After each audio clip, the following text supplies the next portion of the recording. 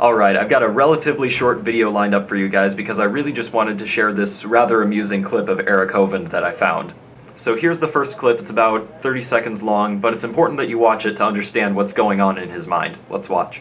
Page 35 of this book, he outlines the unbelievers' desire to get us to go to neutral ground. He wants us to go and say, look, leave God's word, let's talk about the science, let's talk about this on neutral ground. The problem is, there's no such thing as neutral ground. That's right. As soon as you step off the Bible as your foundation, you haven't gone onto neutral ground, you've gone onto the enemy's territory. You're arguing from their point of view. So you have actually conceded the argument. The whole point is our declaration that God's word is true. And as soon as you step off that, you've conceded that maybe God's word isn't true because we don't need it to make the argument.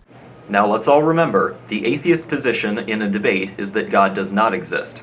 The theist position is that God does exist. The neutral ground, therefore, is that God may or may not exist. That is, either person could be wrong. So a person isn't conceding the argument just by admitting that they could be wrong. In fact, they're engaging in a meaningful debate. Otherwise, there's really no point if everyone thinks that they're right. What's the point of debating?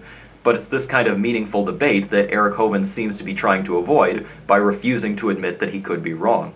So unfortunately, what many of us do is we step into that neutral ground, and I remember trying to do this for years, Paul, saying, okay, if they say I don't believe the Bible is true, then let's set the Bible aside and let's argue just the evidence. It doesn't work, friend. I've got years of telling you, of experience telling you, that argument, that method just simply does not work. So basically, Eric Hovind is saying that he cannot convince people using evidence. That pretty clearly indicates that he's probably wrong in his position.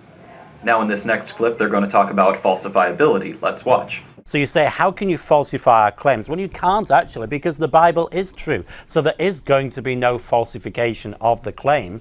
So in this clip, Paul Taylor is confusing the potential for something to be falsified with the reality of it being falsified. Any claim that doesn't have a potential or possible means of falsification is a meaningless claim because there's no way to prove it's wrong if in fact it is wrong. It's going to seem correct whether or not it is correct. So of course, a claim like that is meaningless.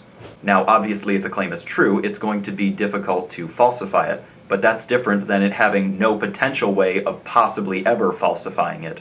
The takeaway point, like I've said, is that they are confusing the possibility of falsification with the reality of falsification. This isn't just some trivial point of science. This is a very core principle that they don't seem to understand.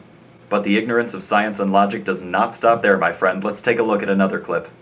I love what you said there, Paul. You don't go to the unbeliever with lots of evidence because that puts them in the judge's seat. Instead, we need to put them on trial and put God and let God continue to be the judge that he is. Yes. So in a nutshell, Eric Hovind wants us to prove a negative. He wants us to prove that God does not exist. That, ladies and gentlemen, is called being a retard in the school of logic. Oh yeah, and there was one more interesting clip I found in the original video. Oh, I like elastic bands being stretched. That's why I use this analogy. I like elastic bands being stretched.